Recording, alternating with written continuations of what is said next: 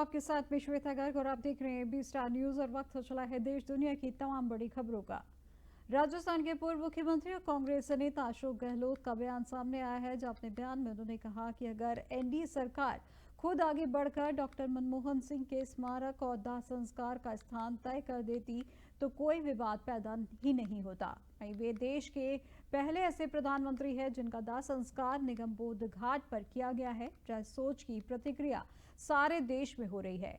वहीं कांग्रेस अध्यक्ष मल्लिकार्जुन खड़गे और राहुल गांधी द्वारा मुद्दा उठाने के बाद जब पूरे देश की प्रतिक्रिया उन्हें मिली, तब उन्होंने कहा कि हम उनका स्मारक बनवाएंगे। वहीं राहुल गांधी ने पहले ही कहा था कि उनका स्मारक इंदिरा गांधी और राजीव गांधी के स्मारकों के नजदीक बनवाया जाए, तब भी इन्होंने विवाद पैदा किया था। वहीं नाकाम सरकार ध्यान भटकाने के लिए ऐसे ही काम करती है।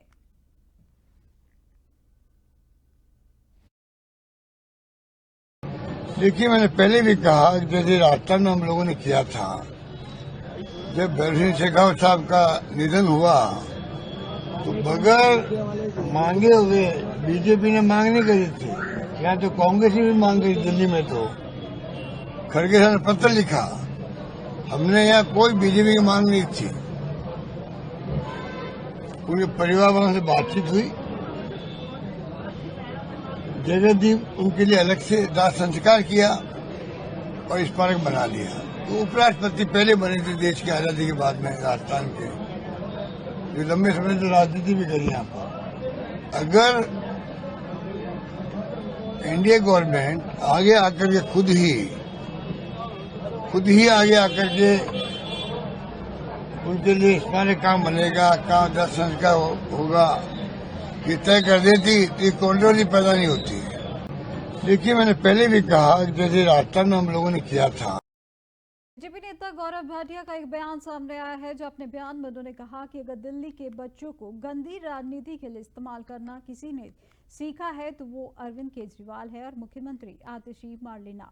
अरविंद केजरीवाल और आतिशी मार्लेना ने अपने वीडियो अपलोड करके हमारे मासूम बच्चों को राजनीति में धकेला है। ये किशोर न्याय अधिनियम 2015 का उल्लंघन है और दूसरी बात, भारत के चुनाव आयोग की गाइडलाइंस में कहा गया है कि बच्चों के बयान नहीं होने चाहिए, उनकी मौजूदगी नहीं होनी चाहिए और ऐसी कोई गतिविधि नहीं होनी चाहिए। इस एक्स पोस्ट को तुरंत हटाया जाना चाहिए, लेकिन अरविंद केजरीवाल ने अभी भी इस पोस्ट को नहीं हटाया है। अरविंद केजरीवाल कट्टर बेईमान अब कैसे ढोंगी और फरेबी भी बन गए हैं,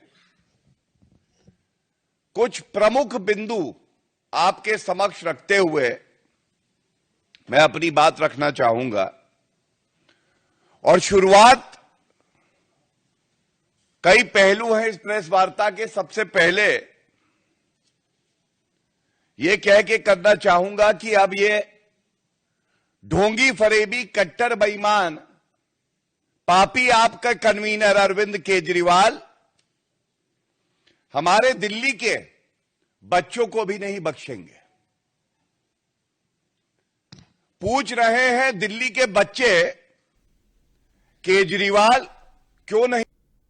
मुख्यमंत्री पुष्कर सिंह धामी ने 2022 की विधानसभा चुनाव के समय घोषणा की थी कि भाजपा के फिर सत्ता में आने पर राज्य में समान नागरिक संहिता लागू की जाएगी। वहीं 27 मई 2022 को समान नागरिकता संहिता का प्रारूप तैयार करने के लिए समिति गठित की गई है, जिसकी 80 से अधिक बैठक कर हुई है और 2,30,000 से अधिक सुझाव मिले हैं। 2 फरवरी 2024 को समिति ने सरकार को रिपोर्ट सौंपी है, जहां 7 फरवरी 2024 को विधानसभा ने विधेयक पारित किया है और 12 मार्च को इसकी अधिसूचना जारी की गई है। इसके बाद 14 मार्च को नियमावली बनाने के लिए समिति गठित की गई, जहां यूसीसी में मुख्य रूप से महिला अधिकारों के संरक्षण में रखा गया है। वहीं मुख्यमंत्री पुष्कर सिंह धामी ने कहा कि यूनिफॉर्म सिविल कोड को लेकर प्रदेश सरकार पूरी तरीके से गंभीर है। हमारा एक्ट बनकर तैयार हो चुका है और इस पर संबंधित विभागों की ट्रेनिंग कराई जा रही है। आगामी जनवरी में उत्तराखंड में यूनिफॉर्म सिविल कोड लागू किया जाएगा। वहीं कमेटी की सदस्य और दून विश्वविद्यालय की कुलपति सुरेखा डंगवाल ने भी प्रदेश में जल्द यूसीसी लागू होने की बात कही है।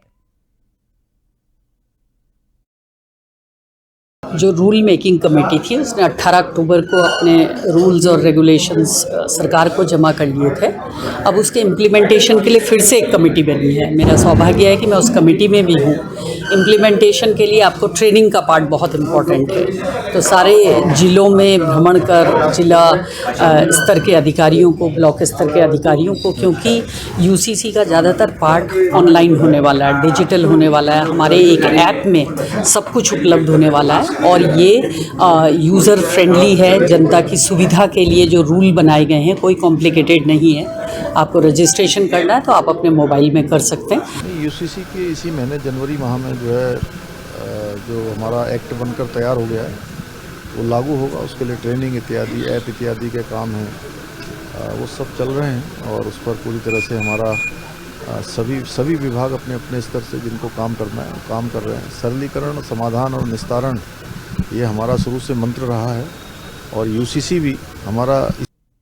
उत्तर प्रदेश में सर्दी ने अपनी तेवर दिखाना शुरू कर दिया है, जहां पहाड़ों पर हो रही बर्फबारी और पछुआ हवाओं से ठिठुरन बढ़ गई है, जिसके कारण पूरा क्षेत्र कड़ी ठंड से बेहाल हो गया है।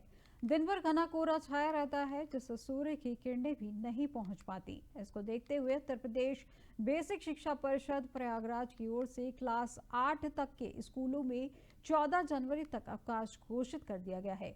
प्रदेश के सभी जिलों के बेसिक शिक्षा अधिकारी भी अपने अपने जिलों में ये आदेश जारी कर दिए हैं। 31 जनवरी से 14 जनवरी तक स्कूल बंद रहेंगे। अब स्कूल 15 जनवरी को खुलेंगे।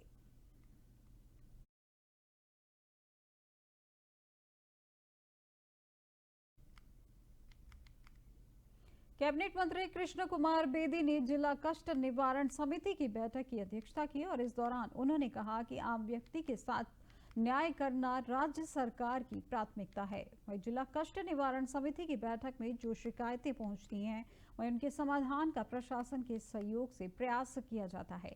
मंत्री ने अधिकारियों को निर्देश दिए कि वो अपने कार्य में पारदर्शिता बरतें व जन समस्याओं को ईमानदारी पूर्वक निर्वहन करने का प्रयास करें। समिति की बैठक में 15 सूत्रीय एजेंडे के तहत समस्याओं की सुनवाई हुई, जिसमें 8 समस्याओं का मौके पर समाधान किया गया व 6 समस्याओं को आगामी सुनवाई के लिए रखा गया है व 1 समस्या को रद्द कर दिया गया है। इन समस्याओं में 6 समस्याओं को पहली बार रखा गया, जहां डीसी डॉक्टर वीरेंद्र कुमार दहिया ने मंत्री को आश्वस्त किया कि जो समस्याएं जिला कष्ट निवारण समिति की बैठक में पहुंचती हैं उन पर प्रशासन गंभीरता से कार्य करता है व प्रशासन का यही प्रयास रहता है कि किसी के साथ किसी भी प्रकार का अन्याय न होने पाए। जिला कष्ट निवारण समिति की इस बैठक में टोटल 15 एजेंडा आइटम थी, जिसमें से 8 का निपटान यही मौके पे किया गया है। साथ में अभी कुछ अधिकारियों से जांच या कुछ उनके पेंडिंग काम हैं, उनको आगामी जो भी तय तिथि होगी उस पर निपटारा करने का काम किया जाएगा। केडीआई फिर सर आज फिर सख्ती दिखी है, 15 दिन का फिर समय उन्होंने मांगा है, काफ़ी परेशान है। नहीं, मेरा कोई व्यक्तिगत किसी से नहीं है, परंतु उन लोगों का जो रोना आप भी देख। अब अलीगढ़ से एक बड़ी खबर सामने आ रही है, जहां डीजे पर नाचने के दौरान युवक ने लहराई है अपनी देशी पिस्टल। जहां अवैध हथियार लेकर युवक कर रहा था डीजे पर डांस, जहां अवैध हथियार के साथ नाचते हुए वीडियो हुआ है वायरल। वहीं युवक ने सोशल मीडिया पर डाले फोटो और वीडियो। वायरल वीडियो को एक निजी शादी समारोह का बताया जा रहा। वहीं जलालपुर चौकी क्षेत्र का रहने वाला बताया जा रहा है ये युवक। इस वक्त की बड़ी खबर आपको बताई जा रही है, जहां पर अवैध हथियार को लेकर युवक डीजे पर नाचता हुआ नजर आया है। ये खबर अलीगढ़ से है, जहां पर डीजे पर नाचने के दौरान युवक ने लहराई अपनी देशी पिस्टल। वहीं अवैध हथियार लेकर युवक कर रहा है डीजे पर डांस, जहां अवैध हथियार के साथ नाचते हुए वीडियो हुआ है वायरल।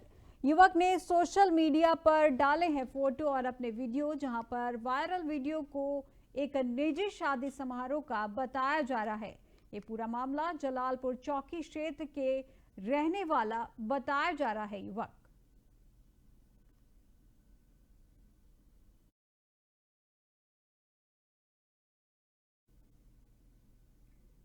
बागेश्वर नगर पालिका अध्यक्ष पद के लिए समाजवादी पार्टी ने दीवान सिंह मलड़ा के रूप में अपना प्रत्याशी उतार दिया है। आपको बता दें कि दीवान सिंह मलड़ा बागेश्वर में समाजवादी पार्टी के जिला अध्यक्ष भी हैं। वहीं चुनावी नामांकन के बाद मीडिया से संवाद करते हुए सपा प्रत्याशी का कहना है कि बागेश्वर की जनता को विकास के नाम पर ठगा जा रहा है। उन्होंने कहा कि बागेश्वर की जनता ने जनादेश दिया तो वास्तविक विकास बागेश्वर में किया जाएगा।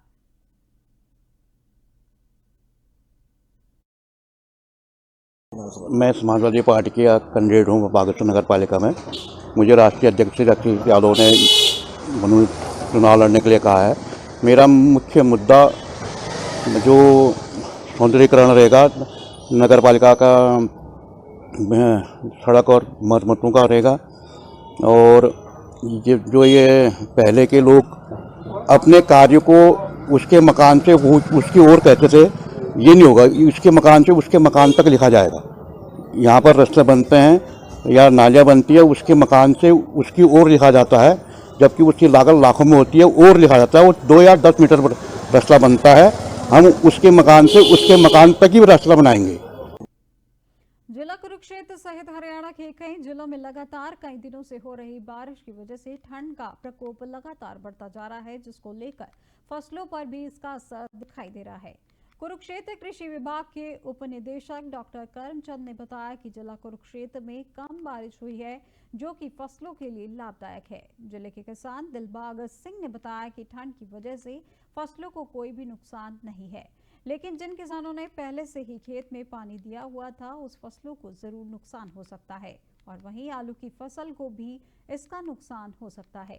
उन्होंने कहा कि और बारिश की वजह से प्याज की फसल लगाने में देरी हो रही है, और उन्होंने कहा कि जिन जगहों पर ओलावृष्टि हुई है वहां पर फसल का बहुत ज्यादा नुकसान हुआ है। बारिश का जो कहर टूटा है, ये जो एक दिन होती तो चल जाती, हल्की फुल्की बरसात की लोड थी, पर ये उम्मीद से ज़्यादा बरसात हो गई है।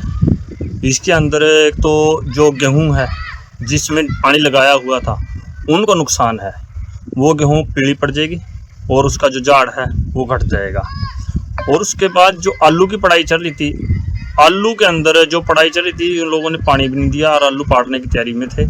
उन आलूओं में पानी खड़ गया, जिस आलू के अंदर उसमें पथरी होने का डर है, वो आलू भी ख़राब होने के लिए कई चांस हैं। देखिए, ये जो अभी 2 दिन बारिश हुई और बारिश के बाद ठंड एकदम बढ़ी है, ये हमारी फसलों, रबी फसलें जितनी भी हैं, विशेषकर गेहूं की फसल, क्योंकि एक मेजर क्रॉप है, उसके लिए बहुत लाभदायक है। जितनी ठंड पड़ेगी उतना ही पोटाव कणक में ज़्यादा होता है और हमारी पैदावार भी ज़्यादा होती है। और ये हल्की बारिश हुई है, ज़्यादा नहीं है। इसका किसी भी फसल के लिए, जो रबी की फसलें हैं, चाहे सरसों है, सब्जियां हैं, गेहूं है या फिर दूसरी चना है, मसरी है, किसी भी फसल के लिए नुकसान नहीं है, सभी के लिए ये लाभदायक है। और किसानों के इसमें चेहरे खिले हुए हैं, किसानों के लिए बिल्कुल सोना बरसा है। फिर भी यदि कोई थोड़ा नीचे में है खेत, मैं सलाह दूंगा कि देश दुनिया की तमाम बड़ी खबरों में फिलहाल बस इतना ही, और अधिक जानकारी के लिए देखते रहिए AB स्टार न्यूज़। नमस्कार।